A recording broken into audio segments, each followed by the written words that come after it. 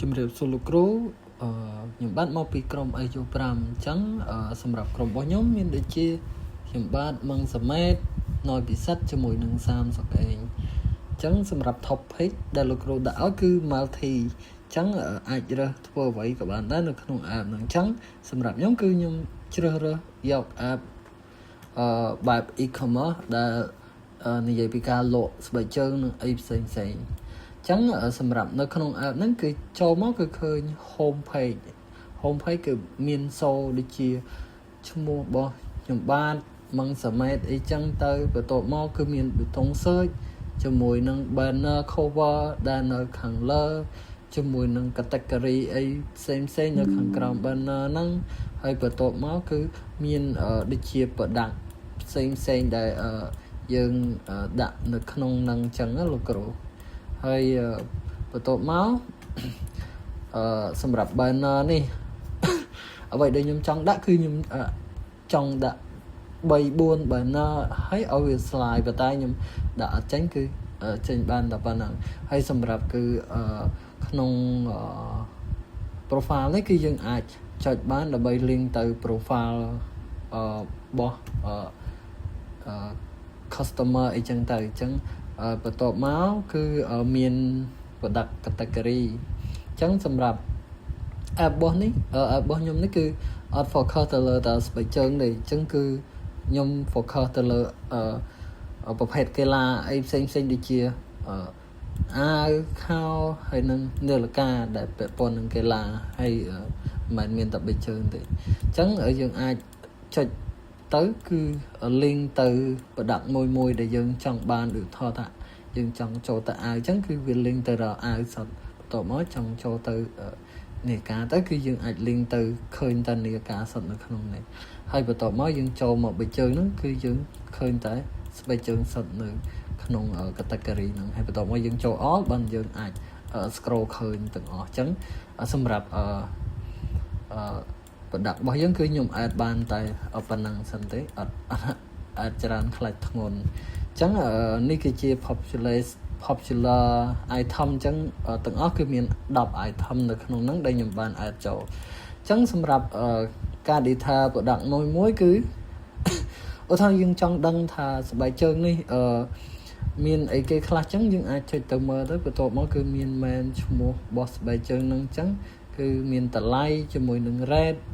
ជាមួយនឹង detail ស្បែកជើងហើយជាមួយនឹង description ហើយ description ហ្នឹងគឺមានអីផ្សេងដែលយើងចង់ដាក់អីក៏បានដែរហើយជាមួយនឹង size អញ្ចឹង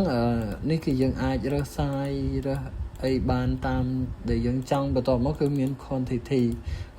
គឺយើងចង់បញ្ជាទិញប្រហែល2 3 4អីចឹងទៅអញ្ចឹងគឺសម្រា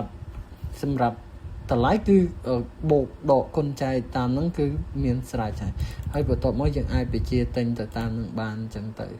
ហើយបន្ទាប់មកគឺយើងចុច add to cart ទៅគឺយើងនឹងចូលមកកន្លែង add to cart ហើយបន្ទាប់មកយើងចូលទៅកន្លែង add to cart គឺយើងមានយើងអាចចុចទៅ check out ឬក៏អីផ្សេងអញ្ចឹងទៅហើយយើងចង់បន្ថែមក៏បានយើងចេញសិនដើម្បីទៅរកមើលពីជើងអីថែមឧទាហរណ៍ថាខ្ញុំចង់ទិញអានេះថែមមួយទៀតបន្ទាប់មកទិញអានេះថែមមួយទៀតអញ្ចឹងគឺ add to cart គឺវា add ទៅកន្លែង cart របស់យើងឯងបន្ទាប់មកខ្ញុំចេញសិនទៅមើលរក add មើលថែមទិញអាវថែមមួយទៀតអីចឹងទៅបន្ទាប់មកទិញនាឡិកាថែមមួយទៀតចឹងទៅអញ្ចឹងគឺ add to cart មកឡើងច្រើនអញ្ចឹងវា link ចូលគ្នាពីប៊ូតុង home page នេះទៅកន្លែង add to cart នេះដែលយើ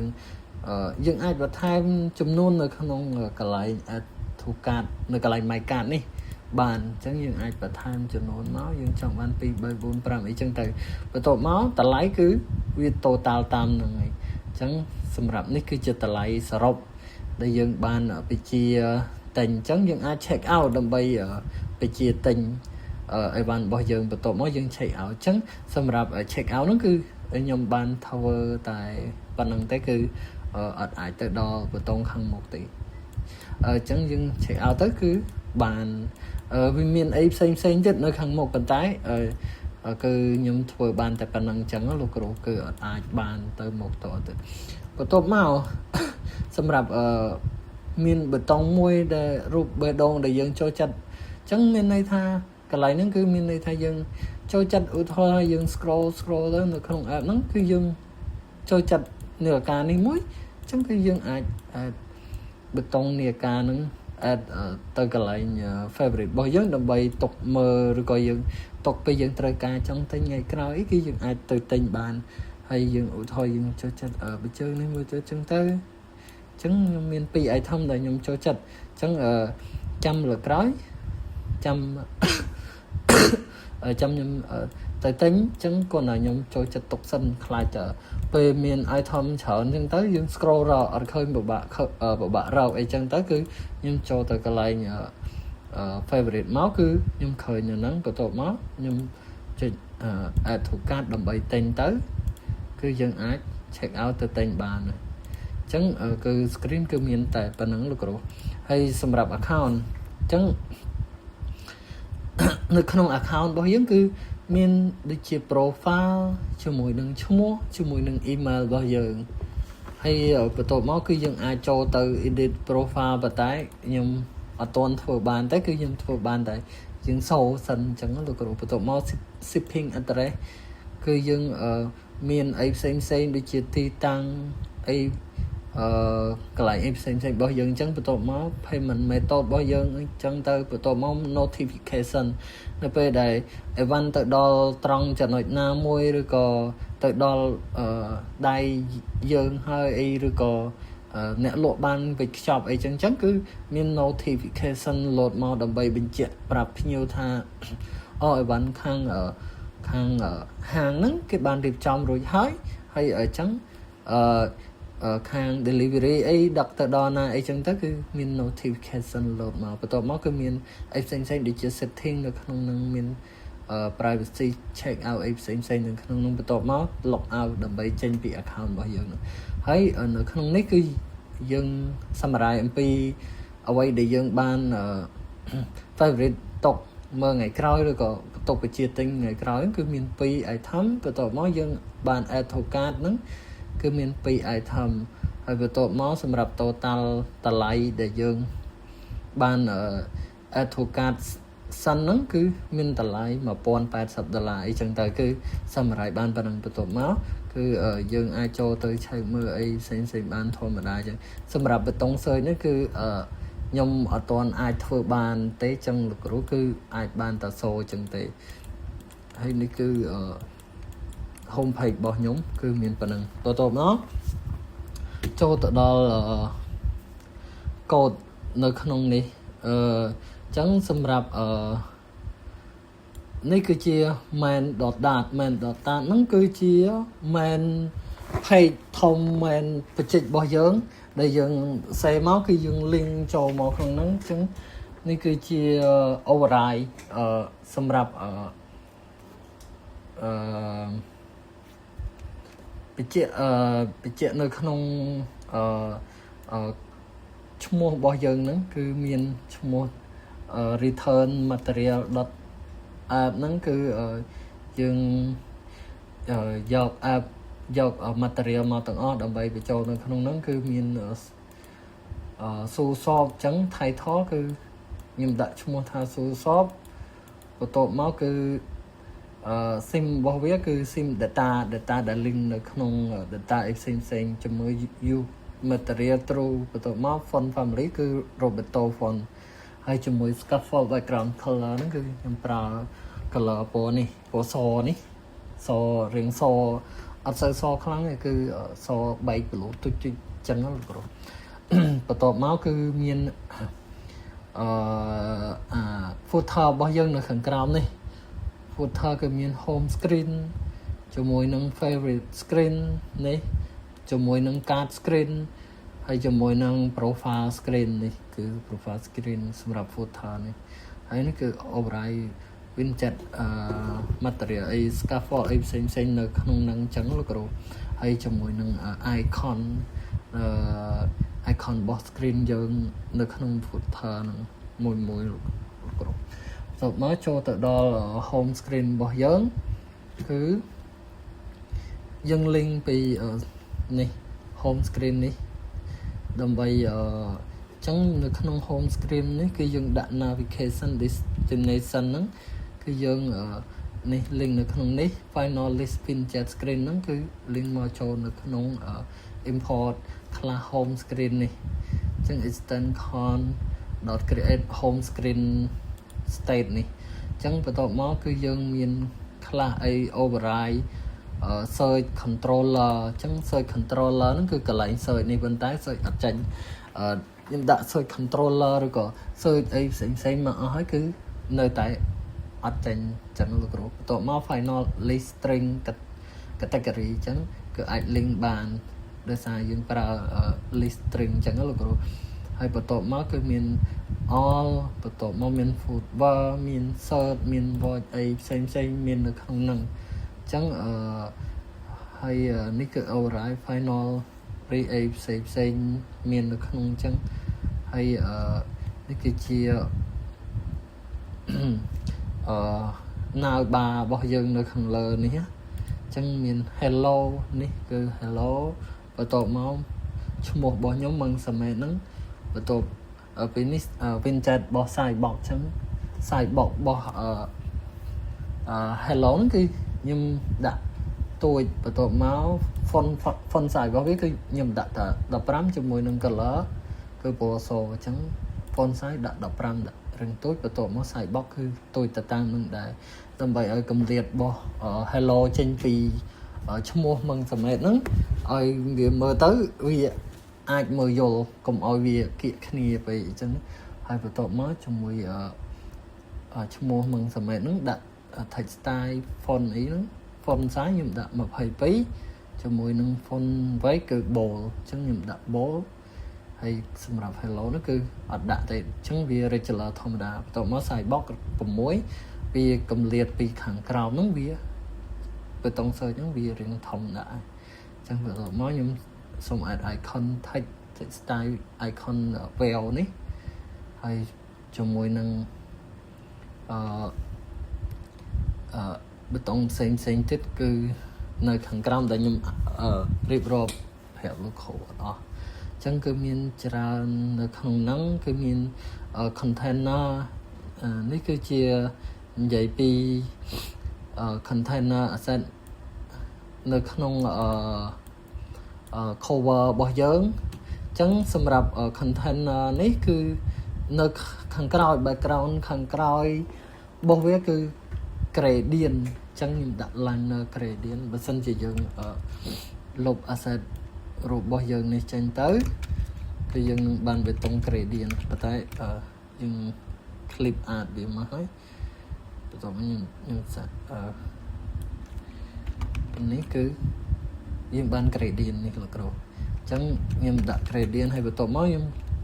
ប្រើ WinChat clip rich នេះដើម្បី clip យករូបហ្នឹងមកនៅជាមួយនឹង gradient rectangle របស់យើងអញ្ចឹងហើយគឺមានតែប៉ុណ្្នឹងឯងលោកគ្រូអញ្ចឹងគឺមានហើយបន្ទាប់មកយើងប្រើ WinChat category ដែលមាន list label ដូចជាall football search អីផ្សេងមាននៅក្នុងហ្នឹងទាំងអស់ហើយបន្ទាប់មកយើងចូលទៅដល់ profile screen នេះគឺ profile screen របស់ខ្ញុំអញ្ចឹង profile screen ហ្នឹងគឺដូចគ្នាលោកគ្រូគឺមានប្រើ return SAS array អីជាមួយ animate builder អីផ្សេងនៅក្នុងហ្នឹង animate builder ហ្នឹងគឺយើងសម្រាប់ animate ឲ្យវារាង smooth អញ្ចឹងលោកគ្រូបន្ទាប់មកគឺមានcenter នៅក្នុង main ឈ្មោះជាមួយនឹង profile អីផ្សេងនេះឈ្មោះមិនសមែជាមួយនឹង email ហើយជាមួយនឹង favorite card អីដែលយើងបាន summarize បន្ទាប់ពីនៅក្នុងនឹងជាមួយនឹងបេតុង edit profile setting អីផ្សេងបន្ទាប់មក state card អីគឺនៅជាមួយគ្នានៅក្នុងនឹងហើយបន្ទាប់មកគឺខ្ញុំចូលទៅដល់ favorite screen អញ្ចឹងយើងចូលទៅ favorite screen គឺ override យក favorite screen link import ពីអញ្ចឹងនេះអញ្ ចឹងខ្ញុំ link import ពី WinChat product ដល់ card អី link មកដើម្បី import មកពី screen មួយហ្នឹងដើម្បីឲ្យវា link គ្នានៅពេលដែលយើងចុចទៅគឺវា link រាល់គ្នាចឹងលោកគ្រូបន្ទាប់ខ្ញុំ override build context ដល់ context hashtag instant នេះ return search area animate build ហ្នឹងគឺ